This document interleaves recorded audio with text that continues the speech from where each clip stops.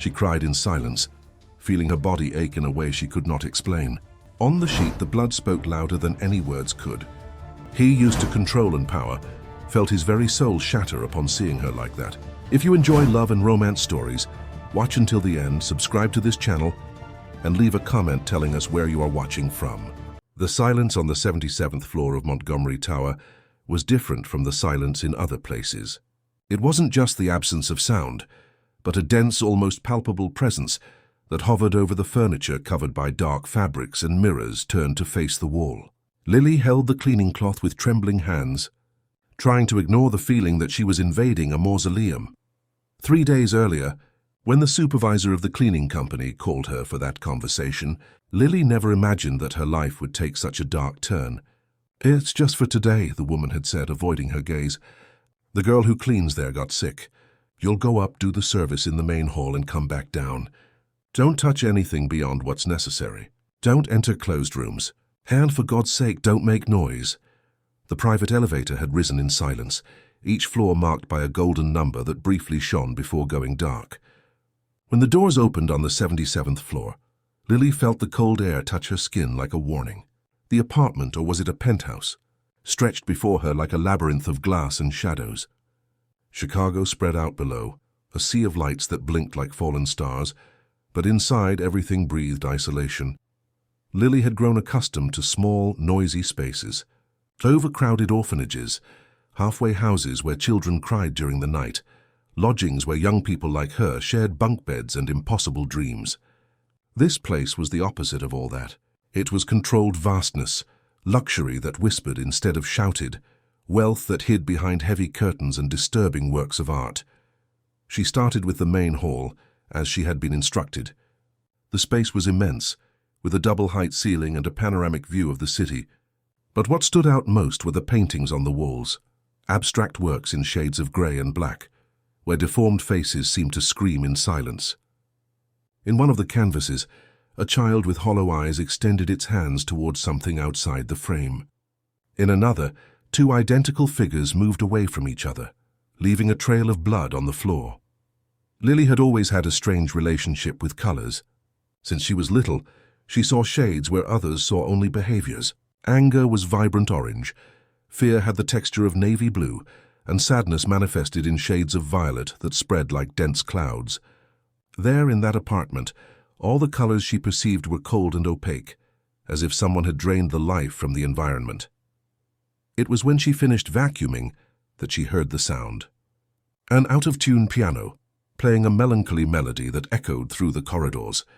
The sound came from somewhere nearby but seemed distant, like a memory that insists on returning. Lily should have ignored it, should have finished her work and left. But curiosity had always been both her weakness and her strength. She followed the sound through the corridors, passing closed doors and more disturbing paintings. The music guided her to a partially open room, where the golden light of late afternoon filtered through heavy curtains. There was the piano, a magnificent instrument but visibly neglected, with yellowed keys and a torn sheet of music on the stand. Lily approached slowly, as if afraid the instrument would disappear if she made any sudden movement. The sheet music was handwritten, with an elegant but nervous calligraphy. At the top of the page, in small letters, it read, "Absence teaches to hurt in silence," and underneath, a note that made her heart race, "For those I couldn't protect." It was then that she felt the presence. She didn't hear footsteps or breathing, but knew she was no longer alone. She turned slowly and saw him at the door, tall, wearing an impeccable dark suit, with perfectly combed black hair and eyes that seemed to carry the weight of the world. Ethan Montgomery was even more impressive in person than in the rare photos that appeared in business magazines. What surprised her most wasn't his cold, calculated beauty, but the color that emanated from him. Gray, a deep uniform gray, as if all emotions had been carefully erased and replaced by a controlled emptiness. It was the first time Lily had seen someone whose emotional aura was completely monochromatic. "You shouldn't be here," he said. And his voice had the same quality as the apartment, quiet, but heavy with weight. Lily tried to speak, to explain, to apologize, but the words refused to come out. There was something in those dark eyes that left her paralyzed, not with fear but with a strange familiarity, as if she already knew him from somewhere she couldn't remember. I was cleaning," she finally managed to mutter. "The music. I heard the music and—" "There was no music," he said, approaching with measured steps. "This piano hasn't played in years." Lily looked at the instrument, confused. She was absolutely certain of what she had heard. The melody still echoed in her mind, sad and nostalgic. But when she looked at Ethan again, she saw something different in the grey that surrounded him. Small strands of gold, like rays of sunlight trying to pierce a dense cloud. "Who are you?" he asked, but there was something in the way he asked the question that suggested he already knew the answer. "Lily," she replied. "Lily Foster. I work for the cleaning company. I came to replace someone who got sick." He remained silent for a long moment, studying her face as if looking for something specific. Lily felt a strange sensation of being catalogued, evaluated, weighed on an invisible scale. "Lily," he repeated, and there was something in the way he pronounced her name that sent shivers up her spine. Foster. It wasn't a question. It was a confirmation. "Finish your work," he finally said, turning his back, "and leave." But as he walked away, Lily saw the colors around him change. The uniform gray began to fragment, revealing layers of deep blue, melancholy touches of red, anger or passion, and, most frightening of all, small patches of absolute black that seemed to absorb all the light around them. Lily finished cleaning in silence, but her hands were shaking. She couldn't get out of her head the way he had said her name, as if he knew not just her identity, but also her story, and those colors. She had never seen such a complex and contradictory emotional aura. When she finally descended to the ground floor, the nighttime city of Chicago welcomed her with its familiar chaos.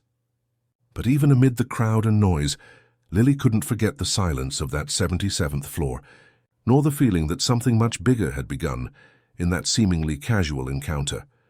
That night, in her small apartment on the East Side, she opened her sketchbook and, for the first time in months, painted a new color, gray. But not an ordinary gray. It was a gray that kept secrets, that hid storms, that promised both redemption and destruction. Lily didn't know it yet, but she had just met the person who would change her life forever.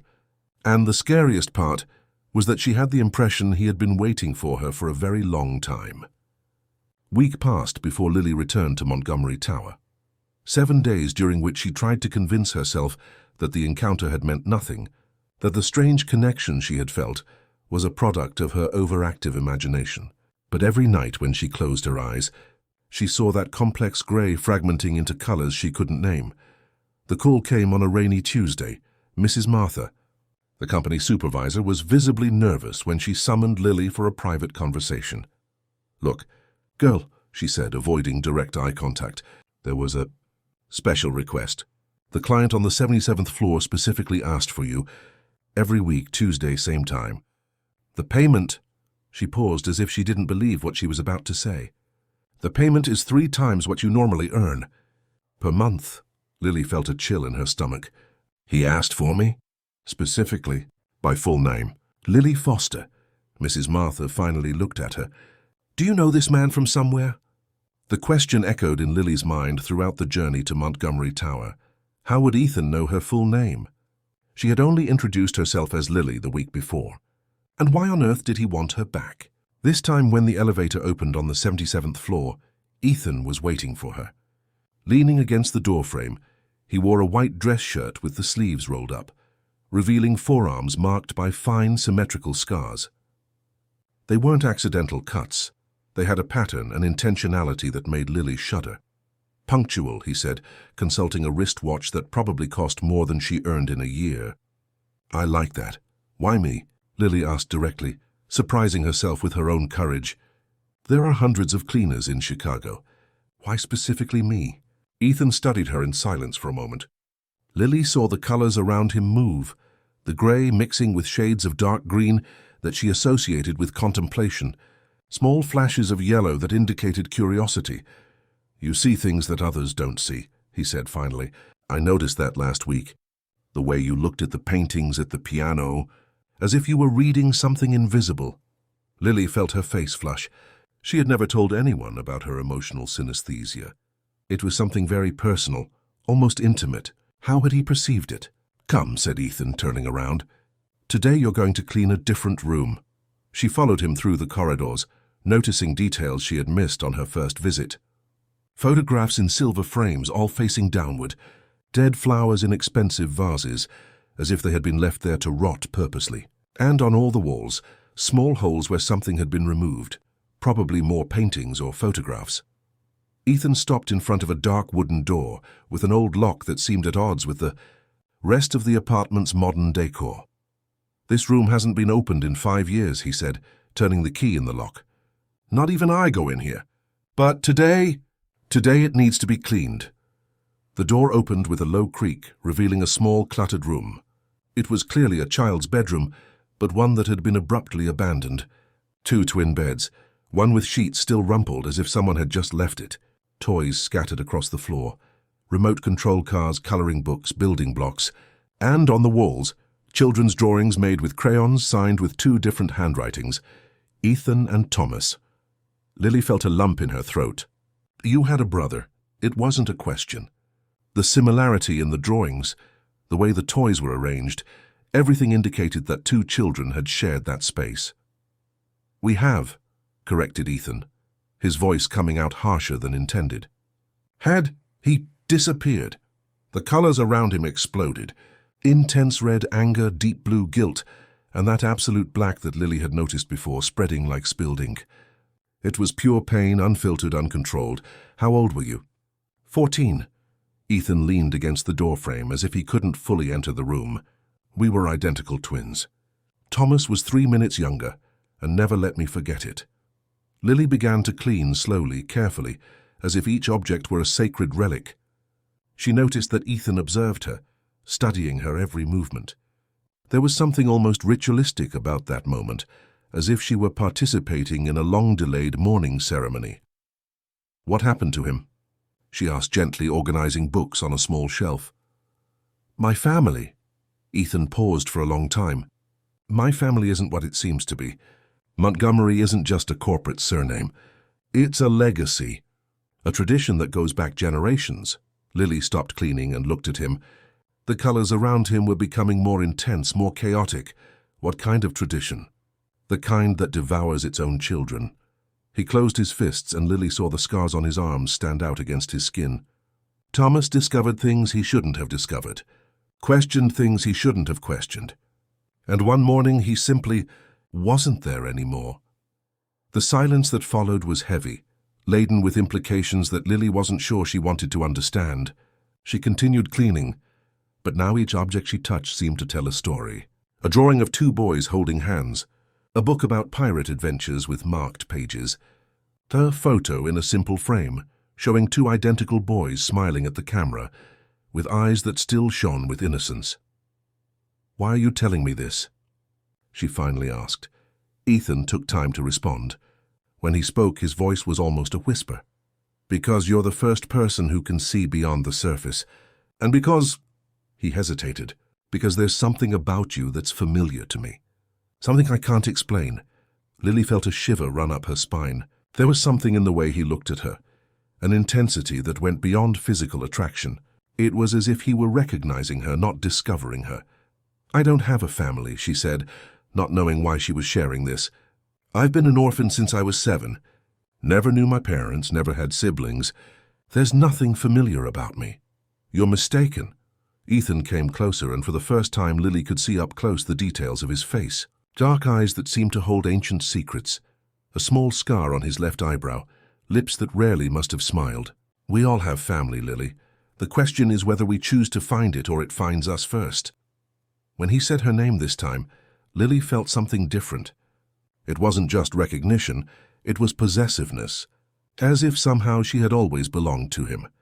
She finished cleaning the room in silence, but the tension between them was palpable. Each time they crossed paths in the small space, each time he approached to observe her work, Lily felt a strange electricity in the air. It wasn't just attraction, it was something more primitive, more dangerous. When she finally finished, Ethan accompanied her to the elevator. Before the doors closed, he placed his hand on the sensor, preventing her from descending. "Lily," he said, and there was something different in his voice. "Do you have any memories from when you were a child? Something that doesn't fit with what they told you about your past? The question caught her off guard. In fact, there were gaps in her memories, entire periods of childhood that were like blank pages. The social workers always said it was normal in cases of trauma, that the brain protected the person by erasing the most painful parts. "Why are you asking this?" "Because," he said, removing his hand from the sensor, "I have the impression that our pasts are more connected than we imagine." The elevator doors closed, but Lily could see his reflection in the polished metal until she reached the ground floor. And for the first time since they had met, the grey around Ethan had given way to a color she had never seen before. Something between gold and red, intense and disturbing. That night, Lily dreamed of a room identical to the one she had cleaned, but this time there were 3 children playing. 2 identical ones and a dark-haired girl who laughed while the boys tried to teach her how to put together a puzzle. When she woke up, she couldn't remember the girl's face, but she perfectly remembered her own voice, small and childlike, screaming a name, "Thomas! Thomas, come back!" And then she understood why Ethan's apartment seemed so familiar to her. Sleep didn't come easily for Lily that night. The dream had been so vivid, so real that she could still smell the crayons and hear the echo of children's laughter. She got out of bed and went to the small table where she kept her few personal belongings. At the bottom of the drawer, wrapped in a faded cloth, were the only things she had managed to save from her childhood. Some unsent letters to a sister who might never have existed, and a drawing made with colored pencils showing 3 children holding hands. Lily had always believed that the drawing was purely a product of her imagination, a family she had dreamed of having, siblings she had invented to fill the void of loneliness. But now, looking at the 3 figures under the faint light of the lamp, she felt a chill in her stomach. 2 of the children were identical, boys with dark hair. The third was a girl, smaller, with a smile that occupied half her face. On the back of the paper, in her childish and uncertain handwriting, was written, "Me, Ethan, and Thomas. Family forever." Her hands trembled. How was this possible? How could a 7-year-old child have invented names that coincided exactly with the reality she had discovered on the 77th floor of Montgomery Tower? The following morning, Lily made a decision that would change everything. Instead of waiting until the next Tuesday, she went to the archives of the orphanage where she had grown up. She knew it was a long shot. Many old records had been lost or destroyed, but she needed answers. The current director, a middle-aged woman named Sister Beatrice, received her with kindness, but her eyes became cautious when Lily mentioned what she was looking for. "Records from 2001?" repeated the nun, nervously fingering the crucifix that hung from her neck. "My child, that was a complicated time for the institution. There were changes in the administration, problems with documentation." "Please," insisted Lily, "I just need to know how I got here. Who brought me, where I came from?" "I have a right to that information." Sister Beatrice sighed deeply before heading to a dusty archive at the back of the building. After nearly an hour of searching, she returned with a thin folder, visibly incomplete. "This is all the material we have on you," she said, extending the folder with reluctance. "But I must warn you, some of these records raise more questions than they answer." Lily opened the folder with a racing heart. There were few sheets, an entry report, some basic medical exams, and an official letter that made her blood freeze. The letterhead was from the Montgomery Foundation for Social Assistance. The letter, dated March 2001, was brief and formal.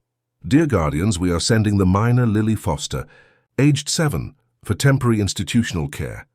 As agreed in an administrative meeting, the child shows signs of recent psychological trauma and selective memory loss. We request special care and psychological monitoring. Attached are the guardianship transfer documents and funds for monthly maintenance." The signature was illegible, but the foundation's seal was clear. Montgomery Ethan's family had been responsible for placing her in that orphanage. "Sister Beatrice," said Lily, trying to keep her voice steady, "do you remember me when I arrived here?" The nun hesitated. "I was just a novice at the time, but—" "Yes, I remember. You were a very disturbed child.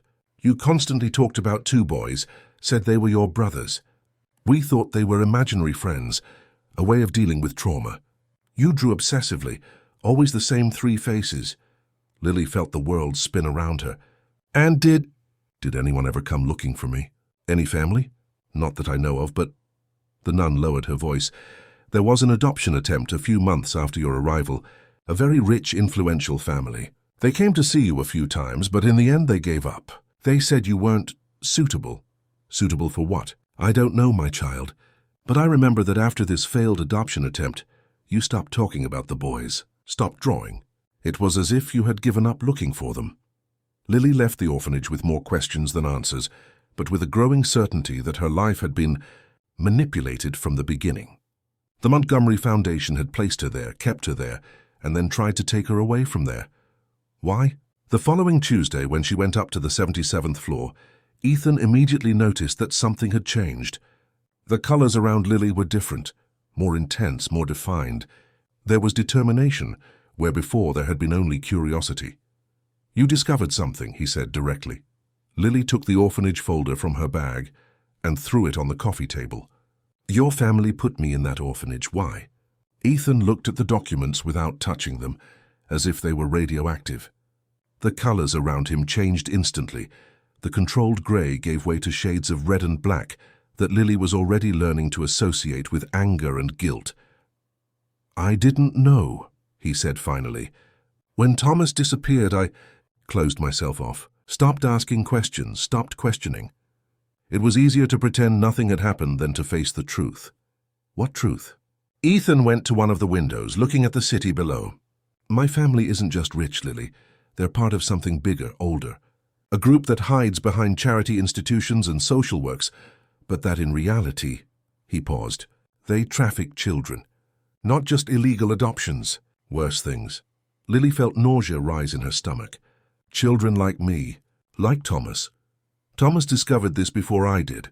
He was always the braver one, the more questioning one. He started investigating on his own, gathering evidence, and when he was about to expose everything, Ethan clenched his fists. They made him disappear. They said he had run away, that he couldn't handle the pressure of being a Montgomery, but I knew it was a lie. And me, what was my role in all this? Ethan turned to face her, and Lily saw something in his eyes that made her tremble. It wasn't just sadness, it was a kind of desperation that came from years of guilt and regret. You were our friend. Your sister had been brought to our house a few months earlier, as part of a mentoring program that my family sponsored. In reality, she was being prepared to permanently integrate into our organization when she reached the appropriate age. My sister?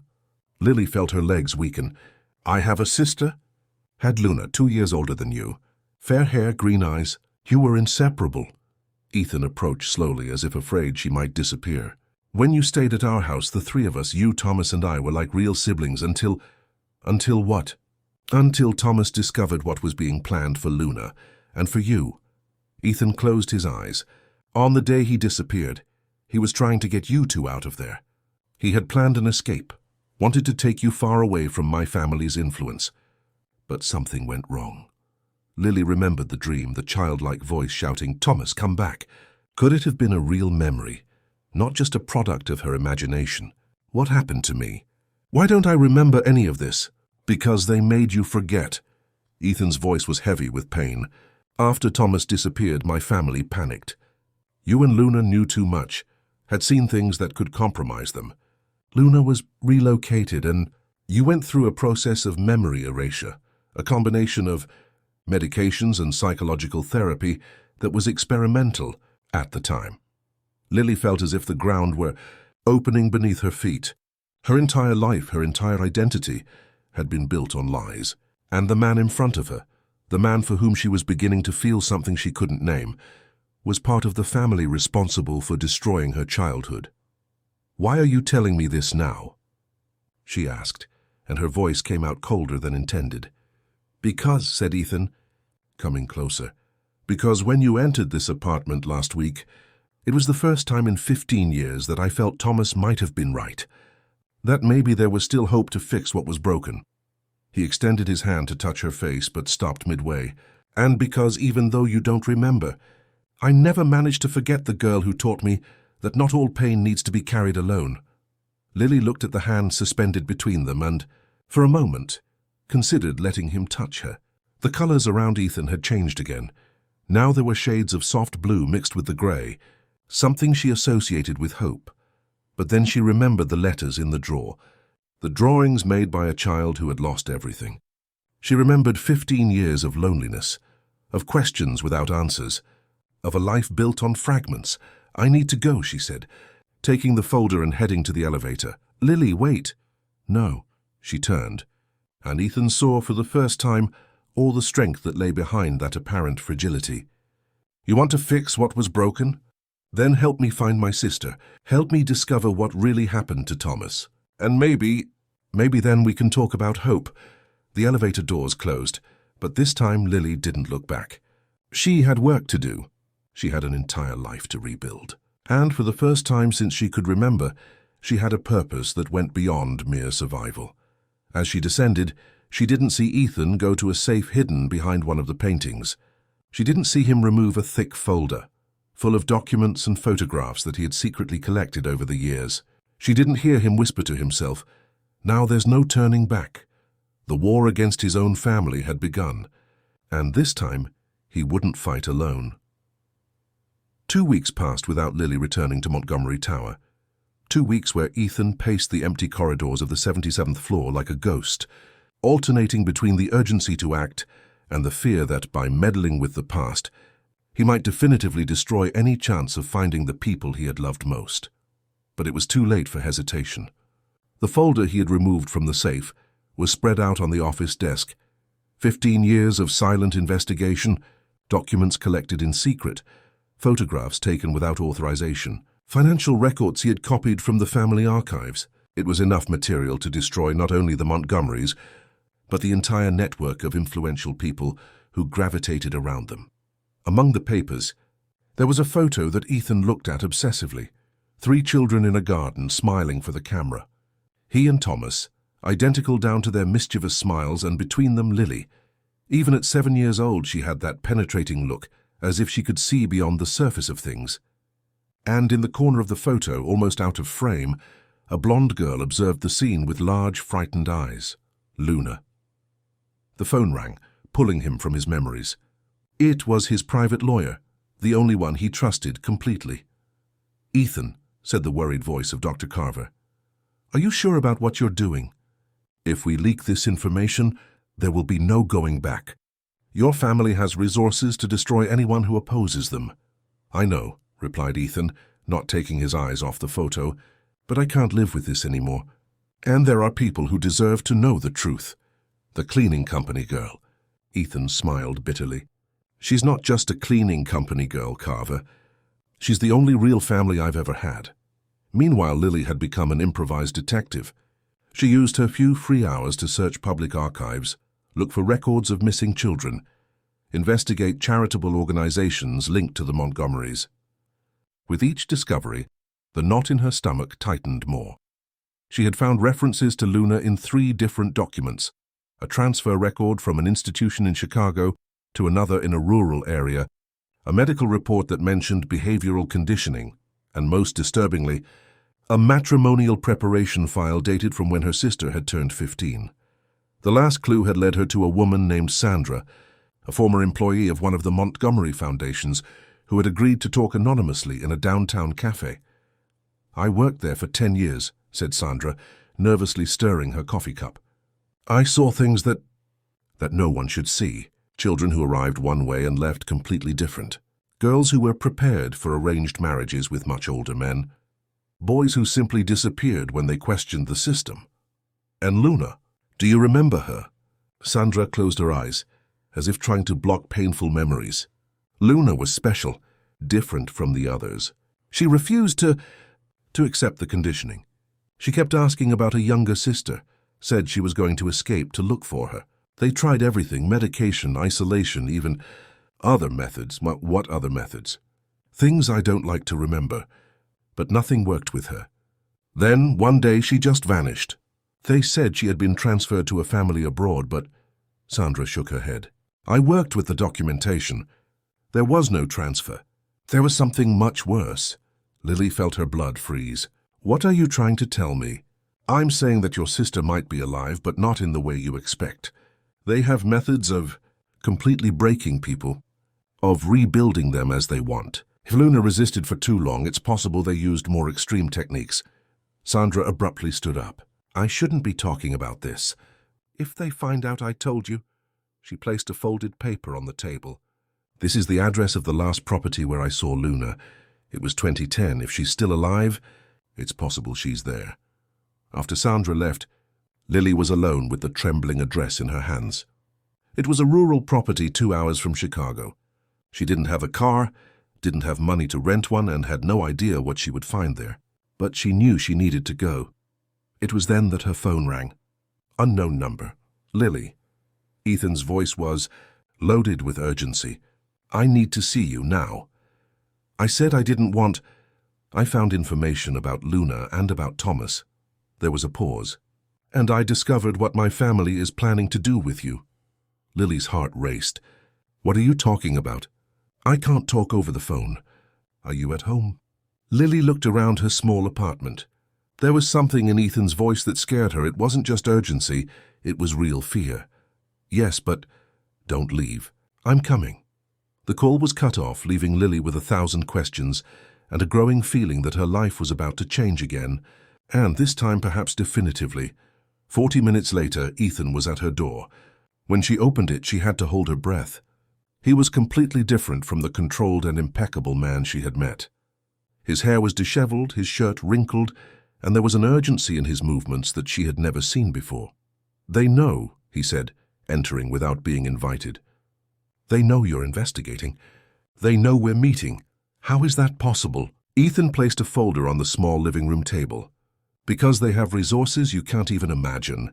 Contacts in the police, in public agencies, in telecommunications companies. And because, he hesitated, because they never stopped watching you. Lily felt as if the ground were disappearing beneath her feet. Watching? Why? Because you're a threat. You always have been.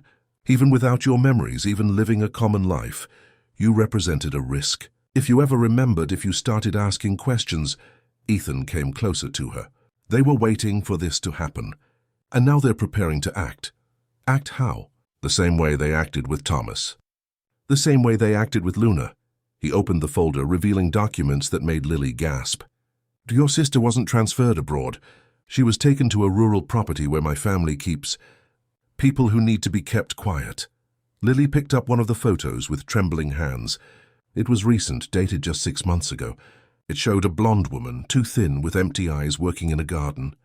She was different, older, marked by life, but Lily recognized her immediately.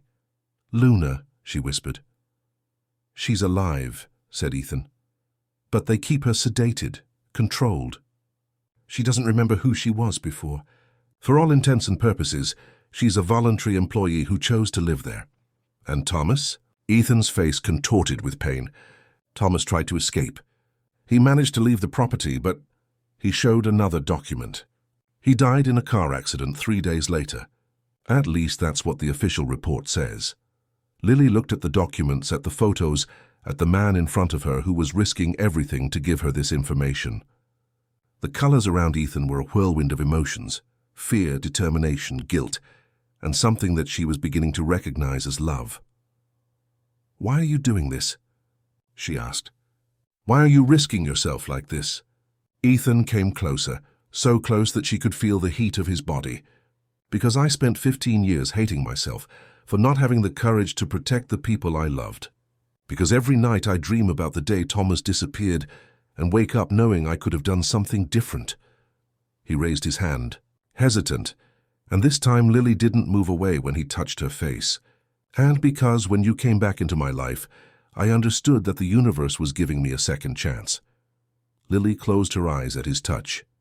It was the first time anyone had touched her with such gentleness, as if she were something precious that could break at any moment. They'll come after me, she said, opening her eyes. Yes, confirmed Ethan, but not if you disappear first. How? By escaping with me tonight. We'll go get Luna and leave the country. I have resources, contacts abroad, fake documents. He held her face with both hands. Lily, I know you don't trust me completely. I know you have every reason to hate me. But if you give me a chance, I promise I'll spend the rest of my life trying to make up for what my family did to you. Lily looked into his eyes and saw something that made her tremble. It wasn't just physical attraction or gratitude. It was something deeper, more dangerous. It was the possibility that in the midst of all that madness, she might have found not only answers about her past, but also someone with whom to build a future. "What if it's a trap?" she asked. "Then we die together," he said, sealing the promise with a kiss that tasted of desperation and hope. When they separated, Lily knew there was no going back. Whatever fate awaited them, they would face it together. They left in the middle of the night, taking only the essentials in 2 discreet backpacks. Ethan had traded his BMW for a used car he bought with cash, a silver Civic, common enough not to draw attention on the roads. Lily watched the city disappear in the rearview mirror, knowing that it might be the last time she would see Chicago. During the first 2 hours of the journey, they spoke little. The silence was heavy with tension, each lost in their own fears and expectations. Lily kept her hands crossed in her lap, trying to control the tremor that had settled in her body since they left the apartment. The colors around Ethan changed constantly, deep blue of concern, red of determination, and occasionally, small flashes of gold that she was learning to associate with the moments when he looked at her. "Are you having regrets?" he asked when they stopped at an isolated gas station on Interstate 57. Lily considered the question while observing the minimal movement of the place. Just them, a lone truck driver and a sleepy attendant behind the counter. Regrets? She had left behind her simple but predictable life. Her job, her small apartment, the safety of routine. Now she was running away with a man she had known for only a few weeks, heading toward a situation that could result in death or worse. "No," she said finally. And that was when she realized it was true. "My whole life was built on lies. At least now I'm choosing my own lie."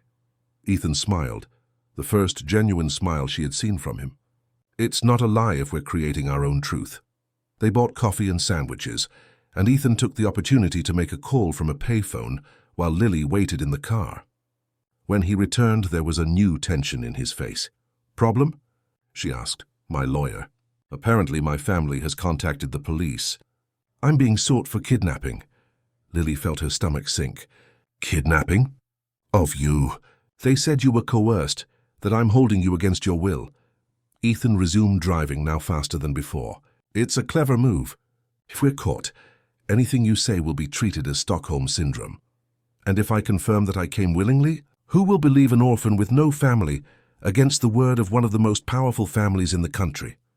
Ethan gripped the steering wheel. They have enough influence to twist any narrative in their favor. The reality of the situation began to sink in. They weren't just 2 fugitives trying to rescue a loved one.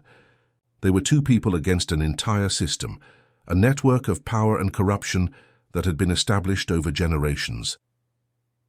"Ethan," said Lily after a long silence, "what if we can't do it? What if Luna if she's too far gone from who she was before?" He slowed down and looked at her. "Then at least we'll have tried. And at least she'll know she wasn't forgotten." The GPS indicated they still had 2 hours to reach their destination, but Ethan decided to stop before that, at a simple roadside motel. It was risky, but both needed to rest and review the plan. The room was small and modest, with a double bed, an old television, and a window that looked out onto a pasture where cows grazed peacefully. The normality of the scene contrasted surreally with the tension they carried. Lily sat on the edge of the bed, finally allowing exhaustion to reach her. It was then that Ethan knelt in front of her, taking her hands in his. "I need to tell you something," he said, and there was something in his voice that made Lily prepare for the worst. "About the night Thomas disappeared." She nodded, encouraging him to continue. "He had planned everything. He was going to get you and Luna out of there that night. He had a car waiting, fake documents, money saved. But Ethan closed his eyes. "I betrayed him." Lily felt as if she had been punched in the stomach. "What?" "I didn't know what he was planning to do with you 2. I only knew that he was acting strangely, that he had found hidden keys and documents. I thought he might be planning something dangerous, something that could hurt you." Ethan opened his eyes and Lily saw tears he was trying to hold back. "So I told our father. I thought he would talk to Thomas, maybe punish him, but nothing more. But that's not what happened. No, they waited for Thomas to reach the meeting place with you two. When he realized it was a trap, he tried to escape.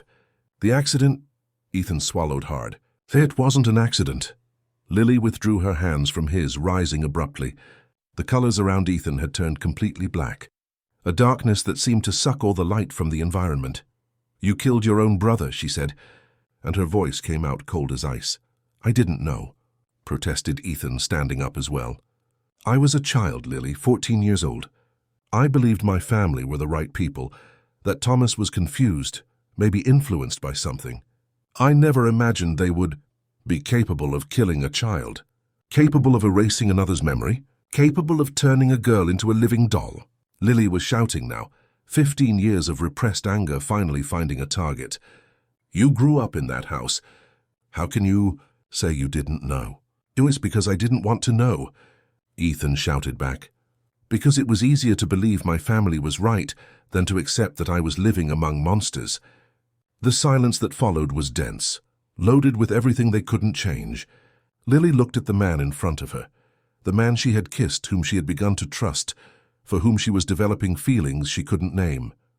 And she saw in him not just the repentant adult, but also the scared boy who had made the wrong choice at the crucial moment. Lily, said Ethan, his voice almost a whisper. I understand if you want to give up. If you want to go back. I understand if you hate me for the rest of your life. But please, please at least let me try to save Luna. Let me try to do one right thing. Lily observed him for a long moment. She saw the sincerity in his pain, the guilt he carried like a permanent scar. And she realized that, as much as she wanted to hate him, she couldn't, because she too knew the weight of growing up without choices, of being shaped by circumstances beyond one's control. I don't hate you, she said finally, but I can't pretend this doesn't change things, and I know. If we do this, if we manage to get Luna out of there, afterwards each goes their own way. There's no future for us, Ethan, not after this. He nodded, but she saw how the colors around him became denser, darker. There was acceptance there, but also a deep pain that he tried to hide. They spent the rest of the afternoon reviewing maps and photos of the rural property. It was a large complex, with several buildings scattered among plantations and pastures. There were guards, but not many. Discretion was key to maintaining the facade of a spiritual retreat that the family used as cover. When night fell, they set out again. The last hour of travel was made in almost absolute silence, each absorbed in their own thoughts. Lily tried to mentally prepare for the reunion with Luna, for the possibility that her sister might not recognize her or, worse, might not want to be rescued. Ethan, for his part, knew that this would probably be his last action as a Montgomery. After tonight, he would be just another fugitive, a man without family, without name, without past. But looking at Lily in the passenger seat, he decided that perhaps that was exactly what he needed to be. They parked the car a kilometer from the property and continued on foot. The moon was waxing, offering enough light to orient themselves, but not so much that they would be easily seen. The plan was simple.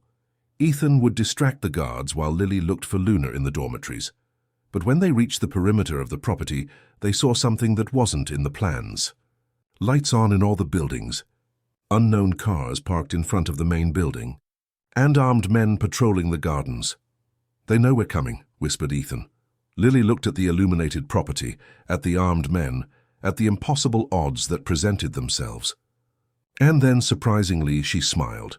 Then let's give them a war they're not expecting.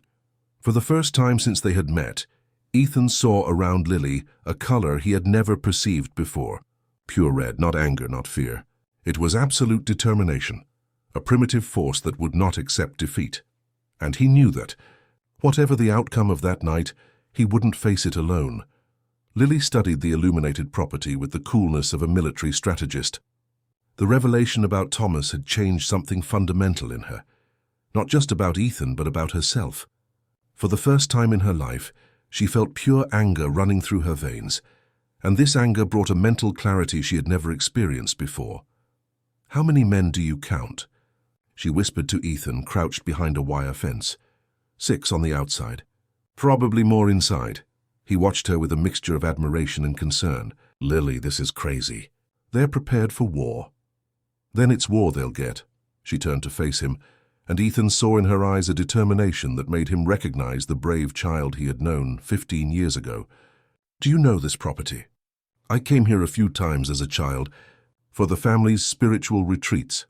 Ethan made air quotes, and his voice carried all the disgust he felt for his own memory. "There's a system of underground tunnels that connects the buildings. They were built during the Cold War, when my grandfather needed to hide certain activities. Can you lead us there?" Ethan hesitated. He knew the entrance to the tunnels, but he also knew that once inside there was no turning back. It would be a definitive declaration of war against his family. "If we enter through there, we can't go back the same way. We'll have to exit through the back of the property, where there's a secondary road. But we'd need a car waiting." Lily looked at the cell phone she had brought. It still had signal, miraculously. "Do you have your lawyer's number, Dr. Carver?" "I do, but—" "Call him. Ask him to be on the back road in 2 hours. With a car and fake documents." Lily stood up, checking the backpack where she had placed some objects that might be useful. "And tell him to leak everything you collected about your family. All the evidence, all the documents. If we don't get out of here alive, at least the truth will come out." Ethan watched her make preparations with precise, decisive movements. It was as if the fragile, hesitant Lily he had known had been just a mask, and now he was seeing who she really was beneath years of conditioning and fear. "Who taught you to be like this?" he asked, genuinely curious. "The streets, the orphanages, life." Lily checked the small knife she had brought from her apartment kitchen. "When you don't have anyone to protect you, you learn to protect yourself." They circled the property in silence, avoiding the illuminated points and the patrollers. Ethan guided Lily to a smaller building, half hidden among old trees.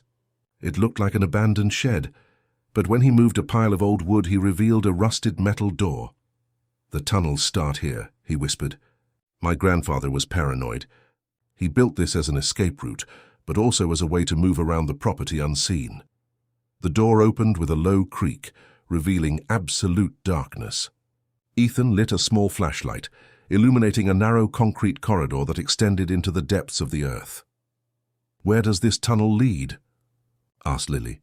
"There are several exits, one in the main building where the guards probably are, another in the kitchen of the residential complex, and a third," he hesitated, "in the basement of the building where they keep people who need to stay quiet." Lily didn't need to ask anything more. That's where they would find Luna. They descended through the tunnels, and with each step, Lily felt the weight of the earth above them, like a metaphor for all the dark history they carried. The concrete walls were damp and cold, and occasionally they heard noises from above, footsteps, muffled voices, the sound of doors slamming. "Lily," said Ethan when they reached a fork. "I need to say something." She stopped and faced him. Even in the dim light of the flashlight, she could see the emotional colors around him. A whirlwind of fear, regret, and something that looked like desperation. "If we don't get out of here alive— No, let me finish." He came closer, so close that she could feel the warmth of his breath. "If we don't get out of here alive, I want you to know that the 3 months I spent with you were the only ones where I felt truly alive since Thomas died." Lily closed her eyes. She didn't want to hear this, didn't want her emotions to become even more complicated at a moment when she needed all her mental clarity. "Ethan, I love you," he said, simple and direct. "I love the strong woman you've become. I love the brave girl you've always been. And I love the possibility of who we could be together if the world were different." Lily opened her eyes and saw absolute sincerity in his face. It wasn't just physical attraction or nostalgia for the past. It was real love, complicated, impossible, but real. "This doesn't change anything," she said finally. "I know, but I needed you to know." They continued through the tunnels in silence, each absorbed in their own thoughts. When they finally reached the exit that led to the basement of the residential building, Lily felt her heart accelerate. On the other side of that door was her sister, or what remained of her. Ethan opened the door slowly, revealing a well-lit corridor with several metal doors. It was clearly a confinement area, but disguised to look like a regular dormitory. There were even flowers in small vases and soft music playing through the speakers. "It's here," whispered Ethan. "The individual rooms. Luna must be in one of them." They moved carefully, checking the small windows in each door. At the third one, Lily saw something that made her heart stop. A thin blonde woman was sitting on a simple bed, staring fixedly at the wall. She wore a white cotton dress like a hospital patient, and her long hair fell over her shoulders in an artificial way, as if someone combed it in the same style every day. "Luna," whispered Lily, and her voice came out broken. The woman didn't react to the sound. She continued looking at the wall with an empty expression, as if she were seeing something that wasn't there. Ethan forced the door lock, a simple lock, because after all, where could the people there escape to? When the door opened, the woman finally turned. Lily felt as if she had been punched in the chest. It was Luna, without a doubt. Even after 15 years, even with a thinner face and empty eyes, it was her sister. But something was deeply wrong. Luna looked at her as if she were a complete stranger. "Luna," said Lily, approaching slowly. "It's me, Lily, your sister." Luna tilted her head, like a bird trying to understand a strange sound. "Sister," she repeated, but the word came out mechanical, without emotion. "I don't have a sister. I live here. I like it here." Lily knelt in front of her, trying to find some trace of the girl she had known. "Luna, do you remember me? Do you remember the drawings we used to make together? The stories we invented? Stories are dangerous," said Luna, and her voice had the cadence of someone who had repeated this phrase many times. "Here is safe. Here I have everything I need." Ethan gently touched Lily's shoulder. "They've completely conditioned her. It may take time for her to remember who she really is." "Time we don't have," said Lily, but her voice was heavy with pain. Her sister was there, alive, but at the same time completely lost. It was then that they heard voices in the corridor. Heavy footsteps approaching. "They found the tunnel entrance," whispered Ethan. "We have to leave now." Lily looked at Luna, who continued sitting on the bed as if nothing was happening. "Luna, I need you to come with me, now. I can't leave." "It's not allowed." Luna shook her head. "If I leave, bad things will happen." The voices were closer. Lily could hear orders being shouted, doors being violently opened. "Lily," said Ethan urgently, "we have to go." Lily looked at her sister, at the broken woman she had become, and made a decision that she knew would haunt her for the rest of her life. She grabbed Luna by the arms and forced her to stand up. "You're coming with me," she said firmly. "I promised I would find you, and I found you. Now we're getting out of here." Luna began to resist, but there was something in her expression. A flash of recognition, perhaps, or just confusion, that gave Lily hope. They left the room and headed for a back door that Ethan had located. But when they got there, they found 2 security guards waiting for them. "Mr. Montgomery," said one of them, pointing a gun. "Your father is very disappointed." Ethan placed himself in front of Lily and Luna. "Let them go. They have nothing to do with this." The guard smiled coldly. "On the contrary, they have everything to do with this, especially little Lily, who has caused so much trouble." It was then that Luna did something unexpected. She let out a scream, not of fear but of pure rage, and threw herself against the nearest guard. The psychological conditioning had been deep, but it hadn't completely erased the protective instinct she felt for her sister. In the chaos that followed, Lily took the knife she had brought and plunged it into the second guard's arm. Ethan took advantage of the distraction to grab the gun that had fallen. "Run!" he shouted. "To the back exit." They ran through the corridors, Luna now completely awake and terrified, Lily holding her hand tightly, Ethan covering the rear. Behind them, they could hear more voices, more footsteps, the sound of reinforcements arriving. When they finally reached the back door, Lily saw Dr. Carver's car waiting on the road, exactly as arranged. But between them and freedom stood a man whom Ethan recognized immediately, tall, elegant, with grey hair and eyes cold as ice, his father, Augustus Montgomery. "Ethan," said the man, as if he were greeting his son at a family dinner, "what a disappointment you've become." Augustus Montgomery was exactly as Lily had imagined the patriarch of a dark family would be. Even in his 60s, he exuded an authority that seemed capable of bending people's will with just a glance. He wore an impeccable suit even in the middle of the night, as if he had dressed especially for this encounter. "Father," said Ethan, and Lily noticed how his voice had changed, becoming higher, younger, as if the man's presence made him regress to the frightened child he once had been. "Did you really think you could run away with them?" Augustus completely ignored Lily and Luna, as if they were objects of no importance. That you could steal our property and simply disappear. Luna isn't anyone's property, said Lily, taking a step forward. The colors around Augustus were disturbing. Absolute black mixed with blood red. A combination she had never seen before, and that made her feel physically sick. Augustus finally looked at her, and his smile was ice cold. Ah, little Lily, grown into a beautiful woman. Too bad you inherited the same rebellious spirit as your sister. You destroyed our family. You stole our childhood. You killed Thomas. Lily felt anger growing inside her like volcanic lava. And you still have the audacity to call us property. I offered you something you would never have had otherwise. Purpose, place in the world. Your true family. Augustus approached, and Lily noticed that there were at least 6 armed men strategically positioned around the area. You were orphans destined for a life of misery and insignificance. We gave you meaning. Meaning? Luna spoke for the first time since they had left the building, and her voice had a different quality, less mechanical, more human. You call it meaning to transform me into a living doll? Augustus looked at Luna with renewed interest. Ah, so you're remembering. Interesting. The doctors said the conditioning was irreversible. Doctors that you pay to torture children, said Ethan, and there was a new firmness in his voice. Doctors who turn therapy into brainwashing. Therapy is a very mild word for what we did, said Augustus, almost proudly.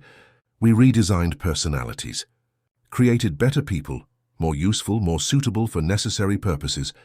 Lily felt Luna tremble beside her, but it wasn't fear, it was anger.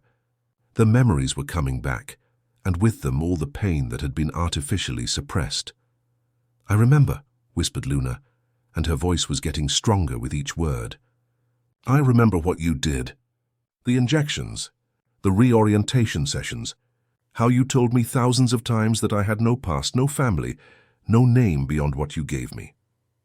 And you were happy, said Augustus, as if he were talking to a stubborn child. You had everything you needed.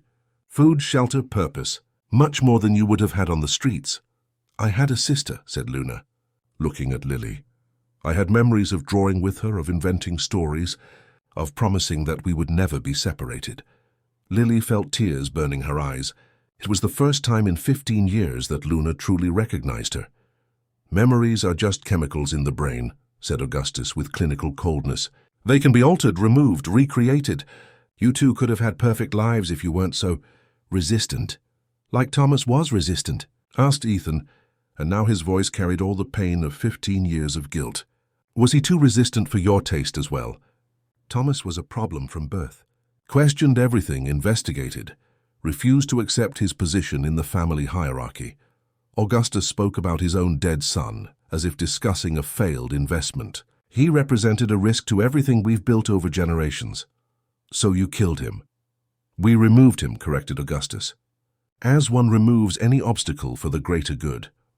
It was at this moment that Ethan did something that surprised everyone, including himself. He raised the gun he had taken from the guard and pointed it at his own father. Enough, he said, and his voice didn't tremble. 15 years listening to your justifications. 15 years carrying the guilt of having contributed to my brother's death. 15 years believing I was too cowardly to do the right thing. He looked at Lily, and she saw that the colors around him had completely changed. The gray had disappeared, replaced by shades of deep blue and gold. But I'm not that scared boy anymore. Augustus looked at his son with something that might have been pride if it wasn't so cold. You don't have the courage to pull that trigger, Ethan. You never did. Maybe not, admitted Ethan, but I don't need to, because Dr. Carver is already leaking all the evidence I collected about you.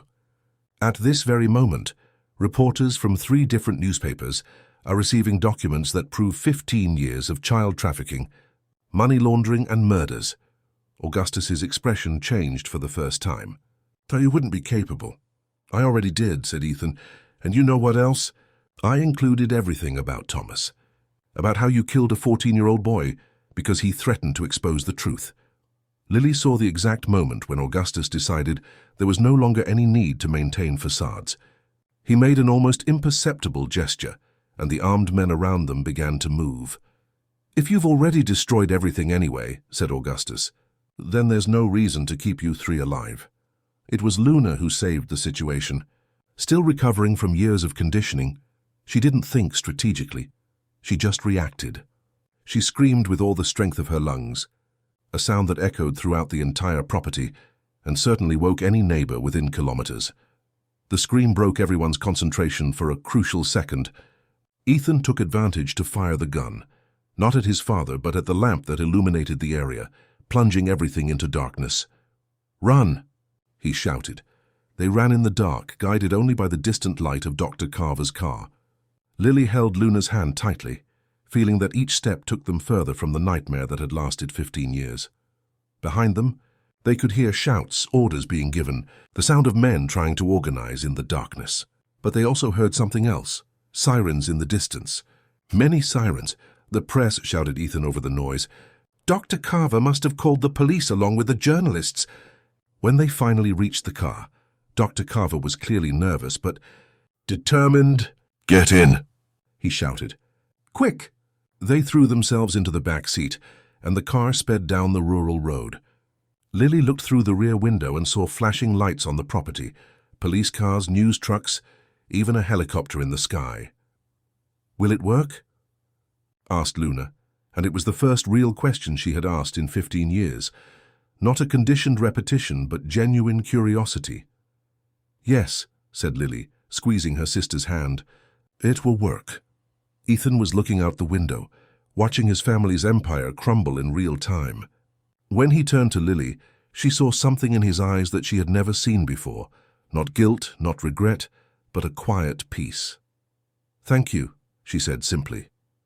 "Thank you," he replied, "for teaching me there was still time to do the right thing." Dr. Carver took them to a small farm on the outskirts of Naperville, where they could hide while the chaos unfolded.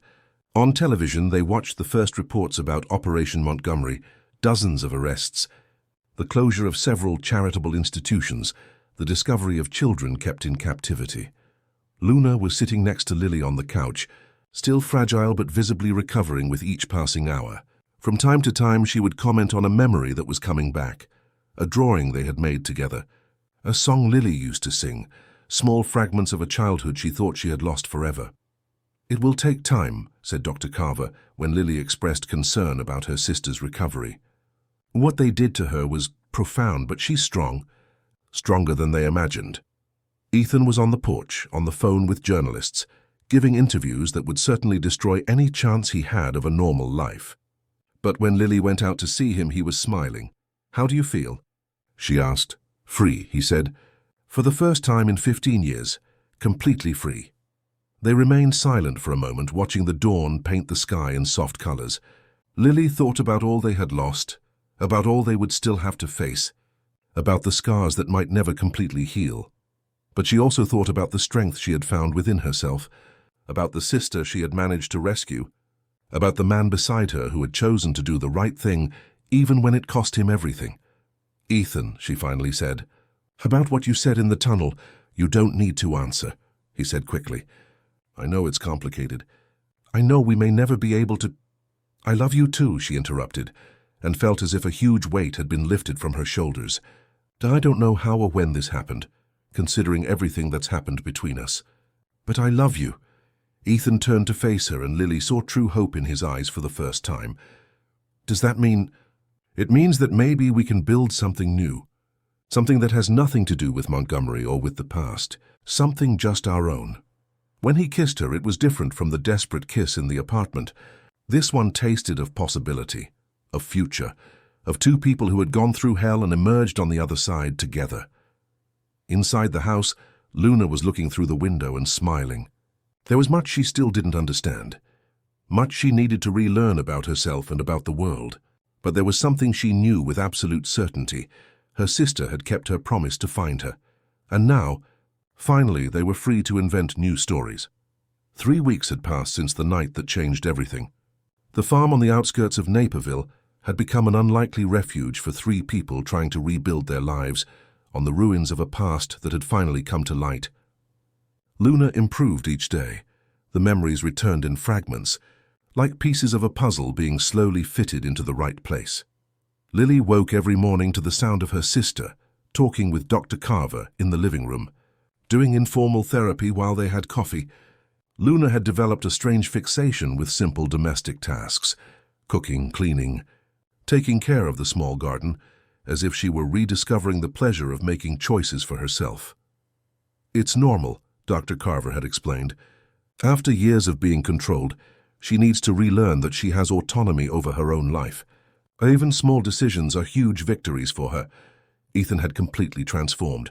The cold and controlled man from the 77th floor had disappeared, replaced by someone who smiled more, who touched Lily without hesitation, who helped Luna cook with the patience of an older brother.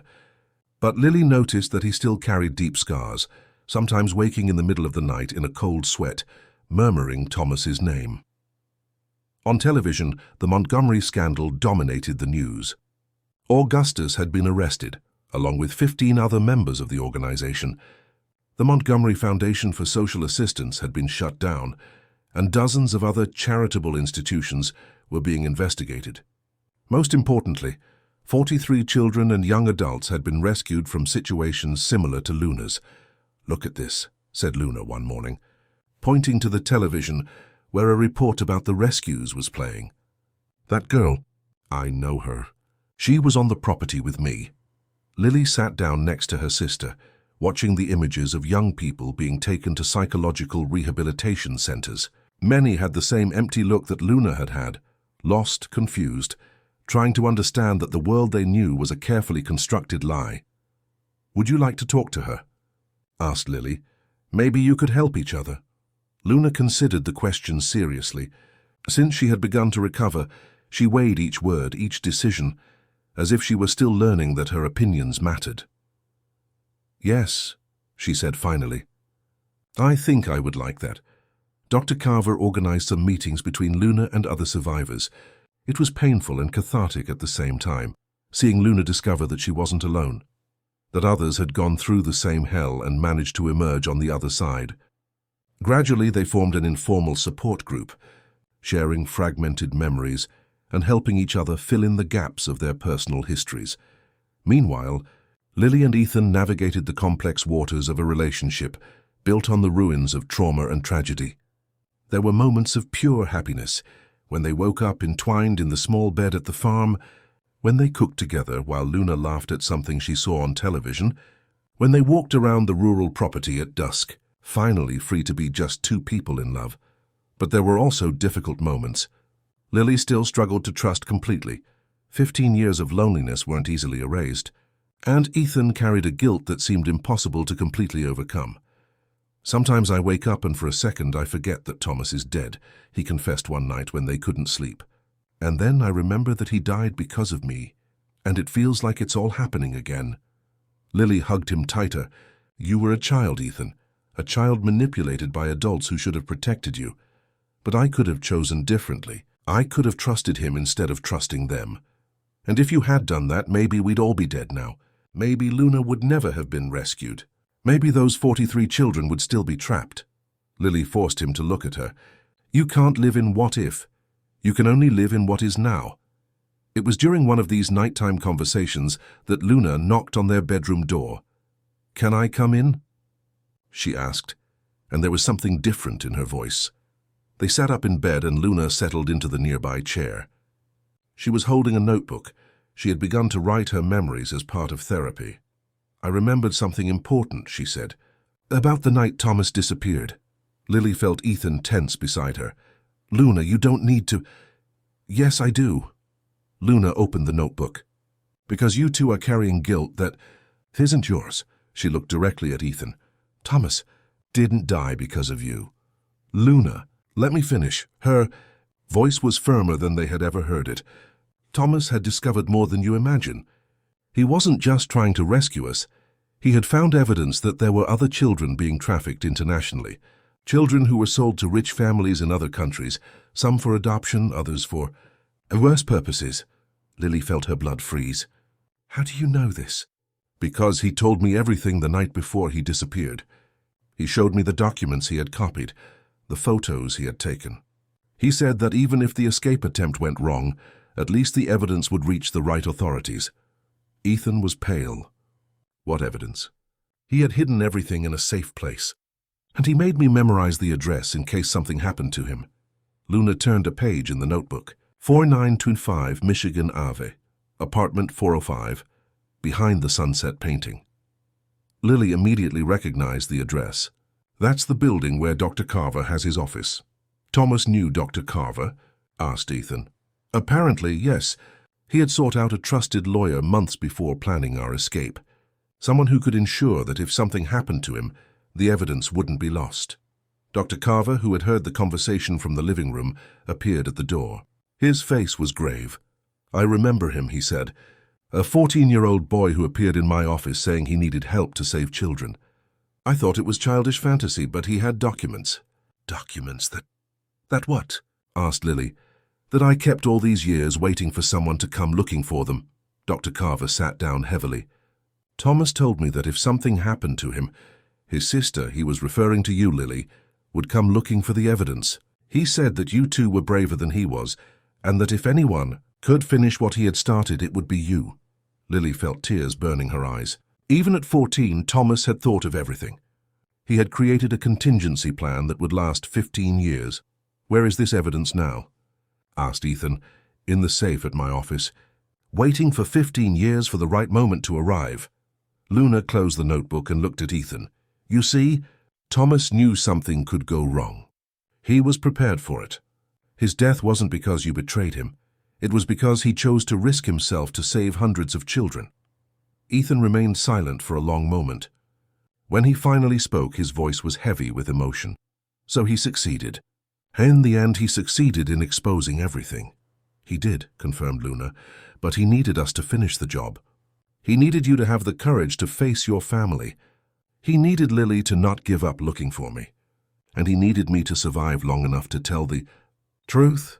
Lily looked at the two most important people in her life, the sister she had finally found again and the man she had learned to love despite everything and felt something she hadn't experienced in a long time. It wasn't just relief or happiness. It was completeness. So what do we do now? She asked. Now, said Dr. Carver, you recover Thomas's evidence and ensure his work is completed. There are more properties, more children, more people involved in this network than we've discovered so far. And after that? Asked Ethan. Lily smiled, and for the first time in weeks the smile carried no pain or fear. After that we build a new life, together. The next morning they went to Dr. Carver's office on Michigan Avenue. Behind the sunset painting, exactly where Luna had said, they found a sealed envelope with "For Lily, with love," Thomas written in the childish but determined handwriting of a boy who knew he might not live to see his mission completed. Inside were photographs, documents, addresses, names, a complete map of an international trafficking network that extended far beyond the Montgomery family. It was the work of months of meticulous investigation done by a brave child who had given his life to protect other children. He really did it, whispered Ethan, leafing through the documents. Alone at 14, he mapped everything. Not alone, corrected Lily, gently touching his arm. He knew we had each other. He knew that if he planted the seed, we would find a way to make it grow. And that's exactly what they did. With Thomas's evidence, the authorities were able to dismantle not just the Montgomery operation, but an entire network that operated in 5 different countries. 6 months later, 230 children had been rescued. Thomas had finally managed to save them all. A year had passed since the night that destroyed the Montgomery Empire and freed hundreds of children from a nightmare that seemed endless. Lily observed through the window of the small apartment in Lincoln Park that she now called home, watching life pulse through the streets of Chicago with an intensity that once frightened her, but now energized her. Luna was in the kitchen preparing lunch, humming a song she had rediscovered in recent weeks, a song that Lily used to sing to her when they were children. Her sister's recovery had been faster than any specialist had predicted. It was as if, after years of being suppressed, her true personality was emerging with redoubled strength. Lily, called Luna, can you help me here? I don't remember if you like bell peppers in your salad. Lily smiled. These little questions about personal preferences had become a daily routine. Luna was relearning not only her own memories, but also rediscovering the people she loved. Each recovered detail, each taste, each aversion, each small peculiarity was celebrated as a victory. "You can add them," said Lily, joining her sister in the kitchen. "I learned to like them when I lived alone." "Living alone," repeated Luna thoughtfully. "It's still hard to imagine that you spent 15 years alone. That we both spent all that time thinking we had no family." Lily hugged her sister from behind, resting her chin on her shoulder. "But now we do. And not just each other." It was true. In recent months they had built a chosen family that went far beyond blood ties. Dr. Carver had become a father figure to both, offering not only legal support, but also the emotional stability they had never had. The other survivors rescued from the Montgomery properties had become brothers and sisters in arms, united by a shared experience that no one else could fully comprehend, and there was Ethan. In the first months after the rescue, Lily had insisted that he stay at Dr. Carver's farm, while she and Luna established themselves in Chicago. It wasn't rejection, it was necessity. She needed to discover who she was when she wasn't running, when she wasn't in survival mode, when she could simply exist without constantly looking over her shoulder. Ethan had respected that, though Lily knew it had been difficult for him. He called every day, always at the same time, always asking about small things, if she had eaten, if Luna was well, if they needed anything. He never pressured, never demanded, just was present in a way she had never experienced before. "Is he coming for lunch today?" asked Luna, as if she had read her thoughts. "Yes," confirmed Lily, "and there's something I need to talk about with you two." Luna stopped cutting the tomatoes and turned to face her. "Something good or something bad?" "Something important." The doorbell rang before Lily could elaborate. When she opened the door, Ethan was there with a bouquet of wildflowers. Not expensive roses or elaborate arrangements, but simple flowers he had bought from a street vendor. It was a gesture that perfectly summarized how he had changed. Less ostentation, more authenticity. "For the bravest women I know," he said, offering the flowers. Lily noticed how he was physically different as well. He had gained a little weight, not much, but enough to lose that lean, tense appearance he had when she met him. His hair was slightly longer, less groomed, and he wore jeans and a simple shirt instead of the impeccable suits from before. He was working as an independent consultant, helping companies identify and eliminate questionable ethical practices, a way to use his knowledge of the dark side of business to do good. During lunch, they talked about the small details of everyday life that had become precious to all of them. Luna told them about the psychology course she had started.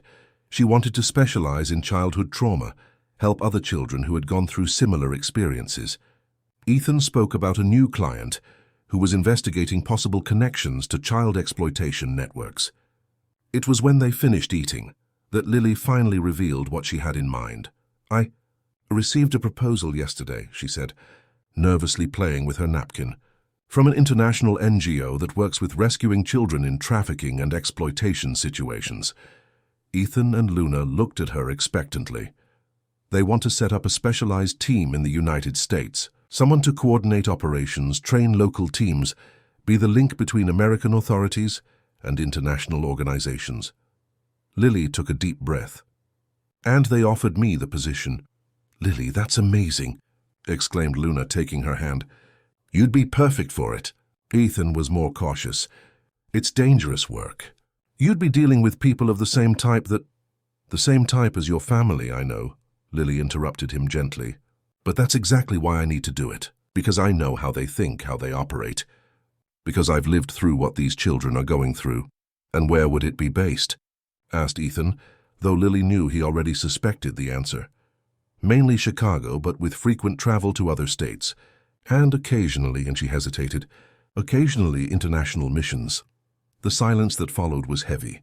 Lily could see the thoughts forming on Ethan's face: fear of losing her, pride in her courage, concern about the risks involved. "Have you decided already?" asked Luna. "I want to accept," said Lily, "but I can't do it alone. I need to know that I have a solid foundation to return to. I need to know that I have a family waiting for me." "You always will," said Luna immediately. "No matter where you go or for how long. So I'll be here." Lily looked at Ethan, who still hadn't spoken. She could see the internal conflict stamped on his face, the desire to support her against the fear that she might get hurt or worse. "Ethan," she said softly, He raised his eyes to meet hers. "You know I would do anything to keep you safe. That the idea of you putting yourself in danger terrifies me." "I know, but I also know that you wouldn't be you if you didn't do this. That saving these children isn't just a job for you. It's who you are." He leaned forward, taking her hands. "So yes, I'll be here when you return. Always." Lily felt tears burning her eyes, even knowing it could be dangerous. Even knowing that sometimes I'll be gone for weeks. "Especially because of that," said Ethan. "Because someone who loves people who need to be saved needs someone who loves her back." It was Luna who broke the emotional moment. "Wait," she said, looking between the two. "You two are talking about a future together. But officially you're not even dating." Lily and Ethan looked at each other and laughed, the first genuine laugh they had shared in a long time. "You're right," said Ethan. "Maybe it's time to make this official." "Maybe it is," agreed Lily. "Finally," exclaimed Luna. "You two have been looking at each other like lovers for months, but never talked about what you really want." "And what do we want?" asked Ethan, but he was looking at Lily when he asked the question. "We want to try," said Lily. "We want to see if we can build something real and lasting amid all this craziness. We want to support each other in our individual purposes and still have something that's just ours. And we want to do it without rushing," added Ethan. "Without pressure, just letting it happen naturally." Luna smiled. "You know, this whole conversation is basically a dating proposal, right?" Lily looked at Ethan, who was smiling in a way she had rarely seen, without weight, without guilt, just pure happiness. "Lily Foster," he said, formal but playful. "Would you like to be my girlfriend?" "Yes," she said, simple and direct. "I would." When he kissed her, it was different from all the kisses they had shared before. It didn't have the desperation of the first kiss in her apartment, nor the urgency of the kisses during the escape. This one tasted of choice, of future, of two people who had consciously decided to build something together. "Now that's more like it," said Luna, clapping. "Now you can start truly living." And that was exactly what Lily felt. For the first time in her life, she wasn't just surviving or reacting to circumstances. She was actively choosing how she wanted her life to be. She would accept the job at the NGO. She would help save children who needed saving. She would build a relationship with the man she loved. She would continue rebuilding the relationship with the sister she had found again. But most important of all, she would do all this knowing she had a family to come home to. A family she had chosen, that she had fought to have, that she had built on the foundation of true love instead of obligation or circumstance. That night, when Ethan finally left, they still didn't live together, another step they would take when they felt ready. Lily sat on the apartment balcony with Luna, watching the city lights. "Are you happy?" asked Luna. Lily considered the question seriously. Happiness was an emotion she had learned to distrust over the years. It always seemed temporary, always threatened by external forces. "I'm at peace," she said finally. "And I think for the first time I'm exactly where I should be." Luna smiled and rested her head on her sister's shoulder. "Me too." They stayed there for a long time, two sisters who had been lost and found, watching a city that finally seemed full of possibilities instead of just threats. Tomorrow, Lily would call the NGO and accept the job. Tomorrow, she would officially begin a career dedicated to protecting children who needed protection. Tomorrow, she would take the next step in building a life that was truly her own. But today, she simply existed. Safe, loved, complete. And that was more than enough. 2 years later, Lily Foster was standing in front of the bathroom mirror of a hotel in Milwaukee, preparing for another operation that would save lives that might never know they had been saved. Her work at the NGO had become not just a career, but a vocation that fulfilled her in ways she had never imagined possible. In the last 24 months, her team had participated in the rescue of 116 children in situations of exploitation and trafficking. Each operation was different. Each child carried a unique story of survival, but all shared something that Lily recognized immediately, that lost look of someone who had learned too early that the world could be a cruel place. Her phone vibrated. A message from Ethan. "Remember that you're the strongest woman I know, and that I love you. Be careful." Lily smiled, putting the phone away.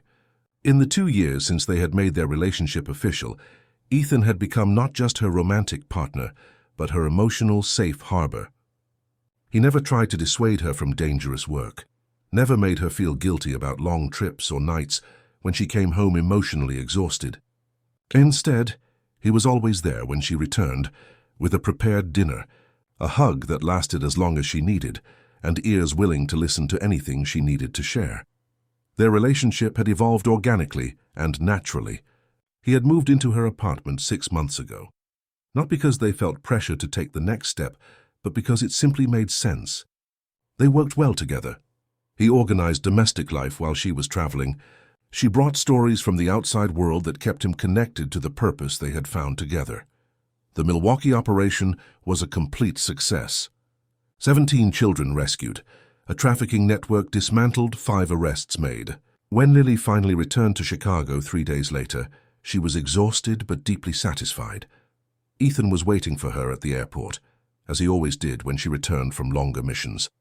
When he saw her coming out of the arrivals area, his face lit up with the smile she had learned to associate with home, with safety, with unconditional love. "How was it?" he asked, hugging her tightly. 17 children free, she said, resting her face on his chest. 17 families who will have their children back. And you? How are you? It was a question he always asked, and Lily knew it was genuine.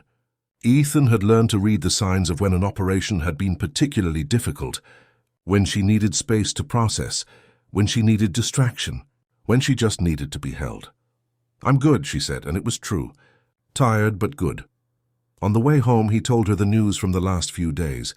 Luna had passed the final exam in her psychology course and would officially become a psychologist specializing in childhood trauma next week.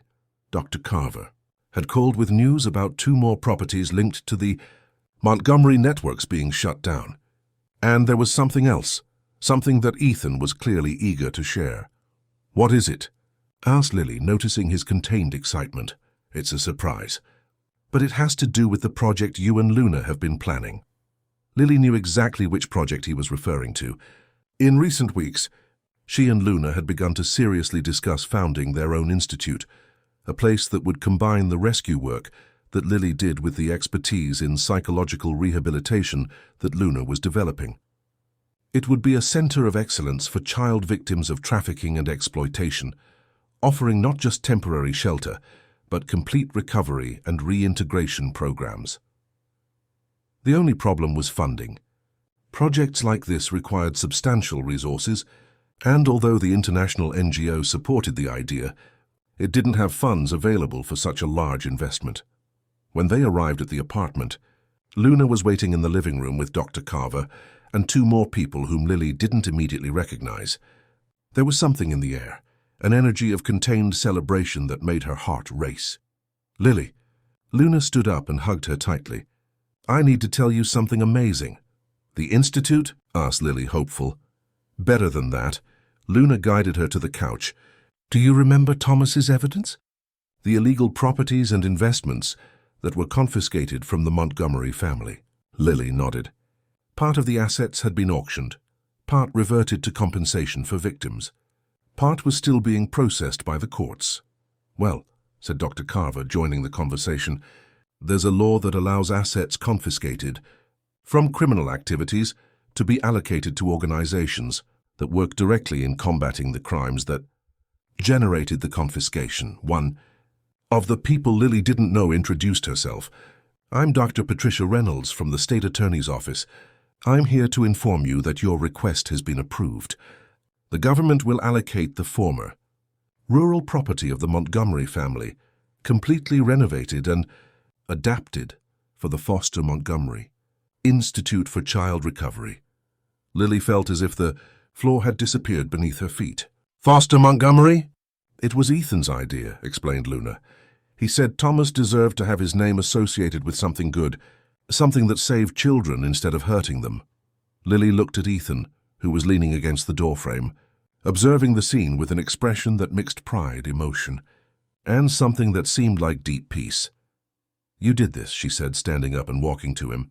"You transformed the place where your family caused so much suffering into a place of healing." "We did this," he corrected, gently touching her face. "All of us, together." The following weeks were a whirlwind of planning, bureaucracy, and preparations. The rural property had been completely transformed. The buildings where children had been kept in captivity were demolished and replaced by modern and welcoming structures. Comfortable dormitories, therapy rooms, recreation areas, a school, a library, even a small theater where children could express their experiences through art. The day of the official inauguration was set for a symbolic date, March 15th, the anniversary of Thomas's death. It would be a way to transform a day of mourning into a day of hope. On the eve of the inauguration, Lily, Luna, and Ethan went to the property for a final check. Everything was perfect. Colorful and welcoming rooms, carefully planned gardens to inspire serenity, spaces specifically designed for children who needed to relearn to trust the world. "There's one more thing," said Ethan when they finished the inspection. "Something I want to show you." He guided them to a room they had left for last, what would be the main group therapy room. When he opened the door, Lily had to hold her breath.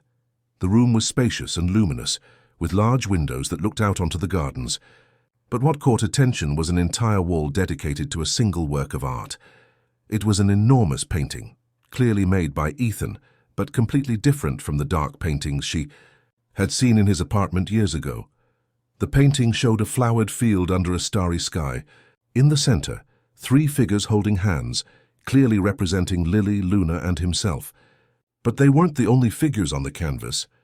Scattered across the field, there were dozens of other forms, children playing, families reunited, people embracing.